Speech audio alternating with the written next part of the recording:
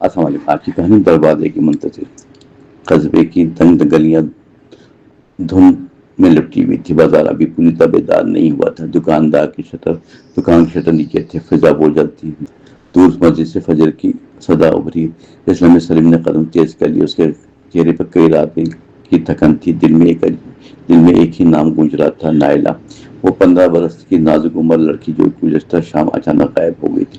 پورے قصبے میں بے چینی پھیلی ہوئی تھی، لوگ مختلف کہانی سنا رہے تھے، مگر سلیم ہر افواہ سے بے نیاز سے اپنی بیٹی کی تلاش میں تھا۔ گھر کے صحن میں بیوی بیٹھی تھی، ہاتھ کانپ رہے تھے، لب خشک تھے۔ اس نے سلیم کو دیکھ کر پوچھا، کوئی خبر ملی؟ سلیم نے سر نفی میں ہلایا، عورت کی سانسیں رکتی محسوس ہوئی۔ اس نے دوپٹہ چہرے پر رکھ لیا، وہ اکیلی جیسے چلی گئی ہو۔ سلیم کے پاس جواب نہ تھا، اسے صرف اتنا یاد تھا کہ شام کے وقت نائلہ کنویں سے پانی بھرنے گئی تھی، پھر اندر گئی اور دوبارہ لوٹی نہیں۔ قصبے کے نوجوان تلاش میں نکل کھڑے ہوئے، کوئی دریا کے کنارے، کوئی بازار کے سمت، کچھ لوگ بس اڈے کی طرف پہنچے، مگر ہر جگہ مایوسی ملی۔ دوپہر تک سلیم کے قدم لڑکھانے لگے، اس نے کئی میل پیدل چل لیا۔ ایک جگہ نے بتایا کہ رات کے ایک ٹرک شہر کی طرف گیا تھا۔ اس خبر نے سلیم کا دل لہلا دیا۔ وہ فوراً شہر روانہ ہو گئے۔ شہر کی سڑکیں شور سے بھری ہوئی تھیں، لوگ دوڑ رہے تھے، گاڑیاں چیخ رہی تھی۔ سلیم اس ہجوم میں اجنبی لگ رہا تھا۔ اس نے ہر پولیس چوکی پر دستک دی، ہر جگہ ایک ہی سوال، میری بیٹی ملی؟ مگر جواب منفی میں تھا۔ شام ڈھلنے لگی تو ایک سپاہی ملا، اس نے سلیم کو غور سے دیکھا۔ ایک لڑکی ملی ہے؟ کہاں ہے؟ ریلوے کے قریب ایک پناہ گاہ میں۔ سلیم کے قدم بے قابو ہو گئے۔ پناہ گاہ کی عمارت پرانی تھی، اندر 2 نرس بیٹھی تھی۔ ایک نے سلیم سے نام پوچھا، نائلہ بنت سلیم۔ نرس کے چہرے پر سنجیدگی آ گئی، اب انتظار کریں۔ سلیم کی دھڑکنیں تیز ہو گئی۔ چند لمحے بعد ایک بستر اس پہ کمزور لڑکی تھی، چہرہ گر سے اٹکا ہوا تھا، بال بکھرے ہوئے تھے، ہونٹ خشک اور رنگ اڑا ہوا تھا۔ سلیم جھک کر دیکھا، نائلہ۔ لڑکی نے پلکیں ہلائیں مگر پہچان نہ سکی۔ نرس نے بتایا وہ رات کے ملی، کسی نے اسے ریلوے اسٹیشن کے پاس چھوڑ دیا۔ وہ بول نہیں پا رہی تھی، وہ صرف ایک جملہ دہراتی تھی، ابا کو بلا دو۔ یہ سن کر سلیم ٹوٹ گیا۔ اس نے بیٹی کا ہاتھ تھام لیا، میں آ گئی ہوں بیٹی۔ نائلہ کی آنکھیں ہلکی سی چنبش میں آئیں، مگر اس کی نظر خالی تھی۔ رات بھر سلیم اس کے بعد بیٹھا رہا، کبھی اس کے پاس سنبھالتا، کبھی پیشانی سہلاتا۔ وہ بار بار سوچتا رہا کہ اس پر کیا بیتی، کس نے اسے اٹھایا، کیوں چھوڑ دیا، کیا وہ ڈری ہوئی تھی؟ ان سوالوں سے اس کی روح چیرتی۔ صبح ڈاکٹر آیا، اس نے نائلہ کا معائنہ کیا۔ جسمانی طور پر خطرے سے باہر تھی، مگر ذہنی صدمے بہت گہرا تھا۔ اسے وقت اور اقنعیت درکار ہوگی۔ سلیم نے سر جھکا لیا، وہ جانتا تھا کہ اصل زخم اندر ہے۔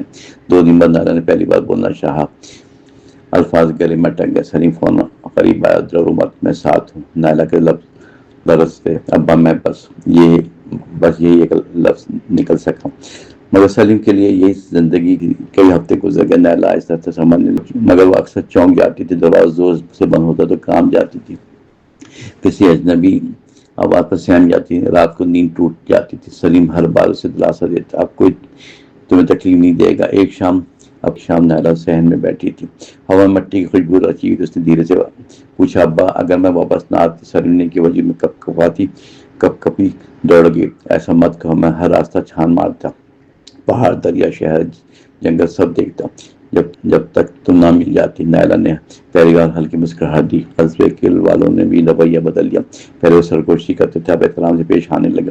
میں نے احساس ہوا کہ مصیبت کسی پر بھی اچانک ٹوٹ سکتی ہے۔ سلیم نے لوگوں سے ایک ہی بات کہی، بیٹیوں کو خوف میں مت جینے دو، انہیں سہارا دو، الزام نہیں۔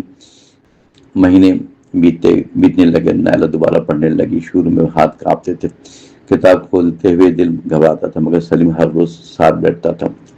تم مضبوط ہو، تمہاری زندگی کسی حادثے سے چھوٹی نہیں۔ یہ جملہ اس کے ذہن اس کی مرہم بن گیا۔ ایک دن استاد نے مضمون لکھنے کا کام، موضوع تھا امید۔ نائلہ نے دیر تک قلم تھامے رکھا، پھر لکھا، امید وہ ہاتھ ہے جو اندھیروں میں بھی اپنے لوگوں کو ڈھونڈ لیتا ہے۔ استاد نے پڑھ کر سر اٹھایا، اس کی نظر نم ہو گئی۔ شام کو نائلہ نے وہ مضمون سلیم کو سنایا۔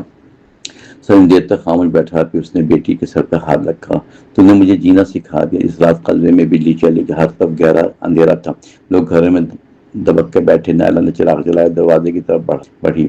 سلیم چونکا، کہاں جا رہی؟ نائلہ نے مسکرا کے کہا، دروازہ بند نہیں کرنا ابا، شاید کسی اور کو راستہ چاہیے ہو۔ یہ سن کر سلیم کی سانسیں رک گئی، اسے وہی رات یاد آ گئی جب اس کی بیٹی اجنبی شہر میں تنہا کسی دروازے کی منتظر تھی۔ آج وہی لڑکی دوسروں کے لیے چراغ بند کر رہی تھی۔ کئی برس بعد قصبے میں ایک مدرسہ بنا جہاں لڑکیوں کو تعلیم دی گئی۔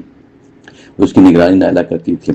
وہ ہر نئی بچی سے کہتی ڈرو مت، علم انسان کو مضبوط بناتا ہے۔ بچیاں اس کے گرد جمع ہو جاتی تھی، وہ انہیں پڑھاتی تھی، ہنساتی تھی، حوصلہ دیتی تھی۔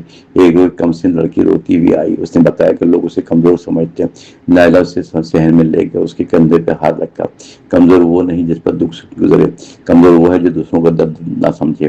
لڑکی نے حیرت سے اس کی طرف دیکھا، پھر اس کے چہرے پہ اعتماد ابھر آیا۔ شام ڈھل رہی تھی، سلیم مدرسے کے دروازے پر کھڑا تھا۔ اس نے دیکھا نائلہ بچوں کو رخصت کر رہی، ہر بچی جاتے ہوئے اس کے ہاتھ چومتی تھی۔ سلیم کے دل میں عجیب سکون اتر آیا۔ اس نے سوچا جس بچی کو کبھی زمانے نے توڑ دیا تھا وہ آج دوسروں کو سنبھال رہی ہے۔ رات کو نائلہ آسمان کی طرف دیکھ رہی، ستارے چمک رہے تھے۔